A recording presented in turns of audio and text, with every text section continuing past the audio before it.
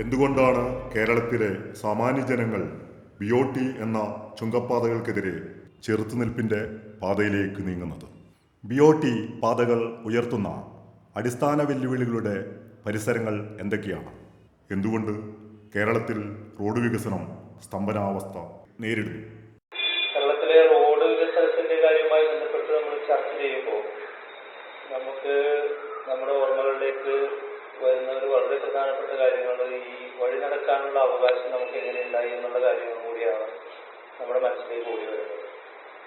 പുരോഗമന പ്രസ്ഥാനങ്ങളടക്കം നവോത്ഥാന കാലത്ത് നമ്മുടെ കേരളത്തിന്റെ ഏറ്റവും ബഹുമാന്യരായിട്ടുള്ള സാംസ്കാരിക നായകരുടെയൊക്കെ നേതൃത്വത്തിൽ തുടങ്ങിയ വഴി നടക്കാനുള്ള അവകാശത്തിന് വേണ്ടിയുള്ള സമരം പിന്നീട് പുരോഗമന പ്രസ്ഥാനങ്ങളെ ഏറ്റെടുത്ത് അങ്ങനെയാണ് കേരളത്തിലെ പൊതു നിരത്തുകൾ, പൊതു വഴികൾ ഉണ്ടായത്. ഇപ്പോൾ തിരുവനന്തപുരത്ത് വെങ്ങാനൂരിൽ മാനായ അയ്യങ്കാളി നടത്തിയ വില്ലുവണ്ടി ഓട്ടം, അത് അവിടെ കീഴാളവർഗത്തിന് നടക്കാൻ അവകാശമില്ല എന്ന് പറഞ്ഞ് ജന്മിവർഗം അടക്കി വെച്ചിരുന്ന ഒരു റോഡിലൂടെ മാനായ അയ്യങ്കാളി നടത്തിയ വില്ലുവണ്ടി ഓട്ടം, അതിലൂടെയാണ് ഒരുപക്ഷെ കേരളത്തിൽ ആദ്യത്തെ പൊതുനിരത്ത് എന്ന ആശയം രൂപപ്പെട്ടത് എന്ന് നമുക്ക് മനസ്സിലാക്കാൻ പറ്റും. പിന്നീട് വൈക്കം സത്യാഗ്രഹം അടക്കം കേരളത്തിന്റെ ചരിത്രത്തിൽ ഈ നടക്കാനുള്ള അവകാശത്തിനും പൊതുനിരത്തുകൾക്കും വേണ്ടിയിട്ടുള്ള വലിയ സമരങ്ങൾ നടന്നിട്ടുണ്ട്. അതിന്റെയൊക്കെ ഭാഗമായിട്ടാണ് കേരളത്തിൽ ഇന്ന് നമ്മൾ കാണുന്ന പൊതുനിരത്തുകൾക്ക് ഉള്ളത്. പക്ഷെ പിന്നീട് എപ്പോഴോ നിരത്തുകളുടെ സ്വഭാവം മാറാൻ തുടങ്ങിയപ്പോഴാണ് കേരളത്തിലെ റോഡ് വികസനത്തിന് ജനങ്ങൾ ഭൂമി വിട്ടുകൊടുക്കാനുള്ള ഒരു തടസ്സം പറഞ്ഞു തുടങ്ങി. ആ റോഡുകൾ എന്ന് മുതലാണ് അത് BOT വൽക്കരണം, സ്വകാര്യവൽക്കരണം, ചുങ്കപ്പിരിവ് എന്നുള്ള ഒരു രീതിയിലേക്ക് റോഡ് വികസനത്തെ എന്ന് മാറ്റിയോ അന്ന് മുതലാണ് കേരളത്തിൽ റോഡ് വികസനത്തിന് ഞങ്ങളുടെ ഭൂമി സ്വകാര്യവൽക്കരണത്തിനും BOT വൽക്കരണത്തിനും ഭൂമി തരില്ല എന്നുള്ളൊരു നിലപാടിലേക്ക് ജനങ്ങൾ വന്നിട്ടുണ്ട്. കേരളത്തിന് ഒരുപക്ഷെ ദേശീയ ശരാശരിയേക്കാളും വളരെ കൂടുതൽ റോഡുകളുണ്ട്. ആ റോഡ് ഉണ്ടായിട്ടുള്ളത് മുഴുവൻ ഈ നാട്ടിലെ ആളുകൾ സൗജന്യമായിട്ട് ഭൂമി വിട്ടുകൊടുത്തിട്ടുണ്ട്. എല്ലാവരും അവരവരുടെ പ്രദേശത്ത് റോഡ് ഉണ്ടാവാൻ വേണ്ടി കമ്മിറ്റി ഉണ്ടാക്കുന്നു. ഈ പറയുന്ന ഒരു ആളുകൾ സ്ഥലം സറണ്ടർ ചെയ്യുന്നു. അതിൻ്റെ അടിസ്ഥാനത്തിൽ പഞ്ചായത്ത് റോഡ് അതൊക്കെ വെട്ടി ശരിപ്പെടുത്തി കൊടുക്കുന്നു. അത് കഴിഞ്ഞ് പഞ്ചായത്ത് ചരലടിക്കുന്നു എന്ന രീതിയിലാണ് റോഡ് ഉണ്ടായിട്ടുള്ളത്. എന്നുവെച്ചാൽ റോഡിൻ്റെ വികസനത്തിന് വേണ്ടിയിട്ട് ഇത്രയധികം സ്ഥലം വിട്ടു കൊടുത്തിട്ടുള്ള ജനത വരെ ഉണ്ടാവില്ല. ഇതിനു മുമ്പുള്ള ഇപ്പോൾ അറിയപ്പെടുന്ന പ്രധാനപ്പെട്ട റോഡുകൾ മുഴുവൻ, ഒരുപക്ഷെ പ്രധാനപ്പെട്ട റോഡുകളൊക്കെ തന്നെ നൂറുകണക്കിന് വർഷങ്ങളായിട്ട് ആൾക്കാർ ഉപയോഗിക്കുന്ന റോഡുകളാണ്. അപ്പോൾ ഈ റോഡ് ഇത്തരത്തിൽ ഉണ്ടാക്കിയെടുത്തൊരു ജനത, അല്ലെങ്കിൽ അതിനുവേണ്ടി എല്ലായ്പ്പോഴും പരിശ്രമിച്ചൊരു ജനതയോടാണ് ഇപ്പോൾ സർക്കാർ നിങ്ങൾ റോഡിൻ്റെ വികസനത്തിന് എതിരാണ് എന്ന് പറയുന്നത്. അപ്പോൾ വഴി ഉണ്ടാവാൻ വേണ്ടി ഇത്ര നാളും ഈ സൗജന്യമായിട്ട് വീട് വിട്ടുകൊടുക്കുകയും ഒരു ശ്രമദാനം നടത്തി റോഡ് വെട്ടി ശരിപ്പെടുത്തുകയും ഒക്കെ ചേരുന്ന ആളുകളുടെ അങ്ങനത്തെ ഒരു ജനത പെട്ടെന്ന് സർക്കാർ ഈ പറയുന്ന റോഡിന് വേണ്ടി സ്ഥലം വിട്ടുകൊടുക്കുന്നതിന് എതിരായി തീർന്നത് എന്തുകൊണ്ട് എന്നൊരു കാര്യം കൂടി വളരെ പ്രധാനപ്പെട്ട കാര്യം.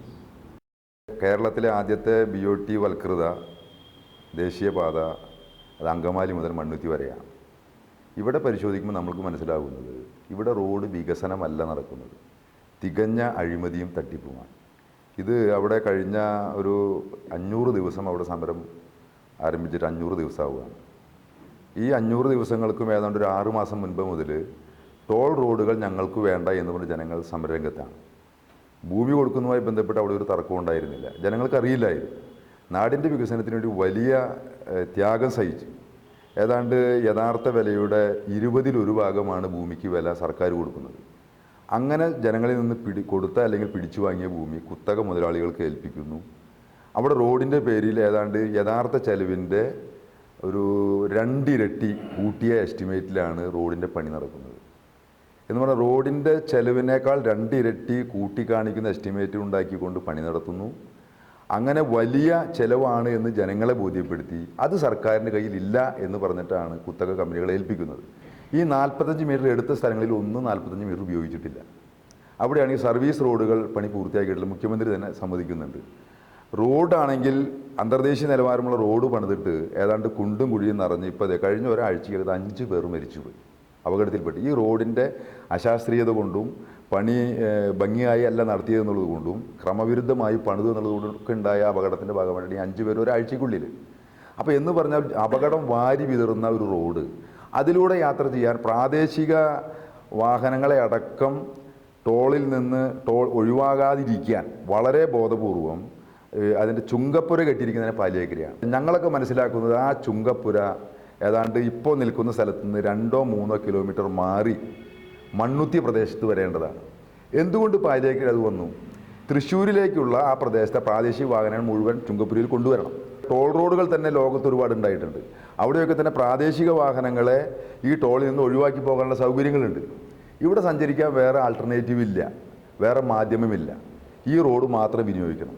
ഇത് ഒരു വാഹനം പോലും ഒഴിവാക്കിക്കൂടാ. ഇതിൽ നിയമവിരുദ്ധമായി ഇപ്പോൾ അവിടെ പിരിവ് നടക്കുകയാണ്. നിയമവിരുദ്ധമായി എന്ന് പറയുന്നത് അവിടെ ഇതിൻ്റെ എല്ലാ നിയമങ്ങളും കാറ്റിപ്പറത്തിയിട്ടാണ് ഇതിൻ്റെ മുഴുവൻ പ്രക്രിയ നടക്കുന്നത്. പോലീസാണെങ്കിൽ കാവലാണ്. ജനകീയ സമരങ്ങളെയും പ്രതിഷേധങ്ങളെയും ഒന്നും സർക്കാർ മുഖവിലേക്ക് എടുക്കുന്ന പോലുമില്ല. പരസ്യമായി മന്ത്രിമാർ തന്നെ ഇത്തരം ജനകീയ സമരങ്ങളൊക്കെ ഉയർന്നു വരുമ്പോൾ അതൊക്കെ തന്നെ ഭീകരവാദികളും തീവ്രവാദികളുമാണ് സമരരംഗത്ത് നിന്ന് പ്രചരിപ്പിക്കുകയാണ്, പത്രസമ്മേളനം നടത്തി പറയാം. ഞാൻ പറഞ്ഞത് ഒരു ജനാധിപത്യ രാജ്യത്തിനകത്ത് ജനാധിപത്യപരമായി പ്രതിഷേധിക്കാനോ സമരം ചെയ്യാനോ പ്രതികരിക്കാനുള്ള അവകാശത്തെ പോലും ഭരണകൂടം നേരിട്ട് വെല്ലുവിളിക്കുകയാണ്.